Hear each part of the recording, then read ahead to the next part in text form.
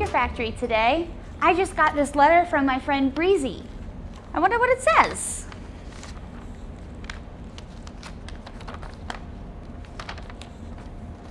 Dear Sydney, I have some exciting news for you. I have been selected by the Fairy School of Archaeology to sail to the Twirly North Sea in search of the lost province of the Gem Fairies. However, I am responsible for my own supplies. I have all my tools, scuba gear, and my map, but I do not have a boat strong enough to withstand the swirly waters of the Twirly North Sea. Can you make me a boat in the Tinker Factory for my adventure? I leave for my voyage in 2 days. Thank you, best fairy friend, Breezy, the sailing talent and archaeology talent fairy. Wow, Breezy searching for the lost province of the Gem Fairies? I thought that was only a myth. Ooh, she's going to the Twirly North Sea. Ooh, that's dangerous. But have you never heard the tale of the lost province of the Gem Fairies? You haven't? Well, let me give you the Fairy Notes version real quick. All right, so this is my home, the Magical Shire. So about 2,000 human years ago, the Magical Shire was divided up into sections. Fairies of different talents didn't live together. They were all separated. And one of these talent fairies were the Gem Fairies, where their island was all the way up here. Now, back then, fairies were very, very selfish, and they hoarded their talents to themselves. And the Gem Fairies were no exception. They would dig up the gems and they would hoard them on their island so that it would become so heavy. And then one day, a big storm came over and it sunk Gem Fairy Island beneath the waves, never to be seen again. So sad. Now, legend says that the Eternal Dust Hive won't allow more than 5 Gem Fairies at a time. I think we have 2 living in the Magical Shire right now. And now all fairies live together in harmony to teach us how to share and to not be selfish. So that's the tale of the lost province of the Gem Fairies. All right, friends, the Twirly North Sea is no joke, but let's go over our safety rules before we get started on our boat. Rule 1, we need to wear our snazzy safety glasses. Rule 2, make sure we have a grown-up nearby to help us with our project and to keep us safe. And Rule 3, we gotta clean up when we're done. So let's go ahead and work on our project. All right, friends, you can make your boats with whatever you have at home. I'm gonna make 2 boats. I'm gonna make 1 boat out of wooden things and 1 boat out of plastic things. So these are just what I have in the Tinker Factory, but you can use whatever you have at home. But since we are gonna test them to see if they float, we don't want them to get soggy. So items like cardboard that tear apart when they're in water are probably not the best idea. But feel free to try it out for yourself if you wanna test it out. All right, so we're gonna start with our wooden boat first. I have some popsicle sticks and a block of wood.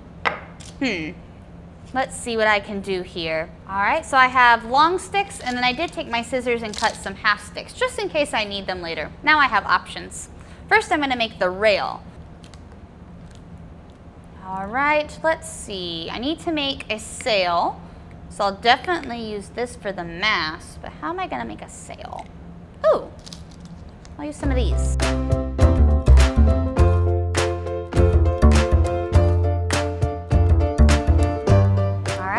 Have my sail. All right, now we're gonna add a rudder. So a rudder is what helps steer the boat. All right, and now we have a little wooden boat. All right, let's see, we don't need any of this anymore. Now let's go ahead and make our plastic boat.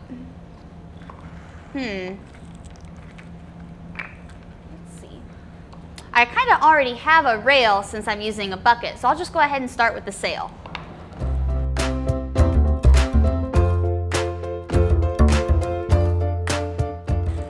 So I went and got another spoon because I want my mast to be a little bit taller.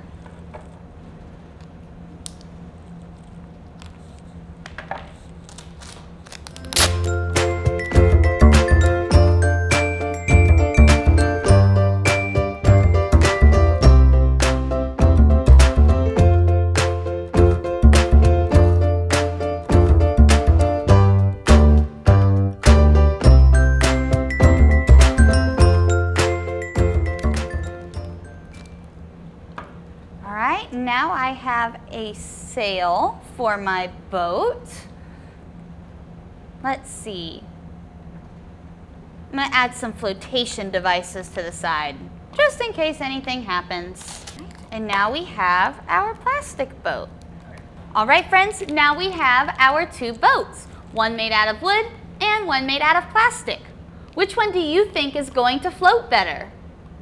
Well, we'll find out, but first we need to follow fairy rule number 3 and clean up when we're done.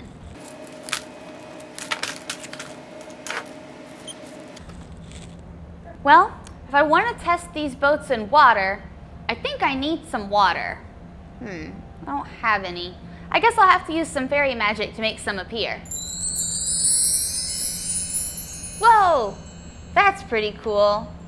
Turn it to the side so we can see the boats. Alrighty, which one should we test first? Let's test our wooden boat first. I'm gonna name it the Indiana. All right, Indiana, let's see if you float.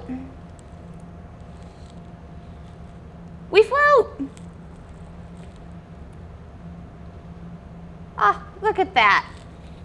All right, we've made one successful boat. Good job, Indiana. Proud of you. All right, now let's test out our plastic boat, which I am naming the Jones. Our plastic boat floats too. Look at that. That's so fun. And most importantly, they will keep Breezy safe. I'm so glad both of our boats float. Now Breezy can have some options for which one gives her the most storage room to take all of her stuff with her. So friends, if you want to go ahead and decorate your boats, feel free. I'm not going to decorate these. I have a feeling Breezy's going to want to decorate them with her own fit sense of fairy style. But let's see. Oh, we don't need our bucket of water anymore. Let's send it back where it came from.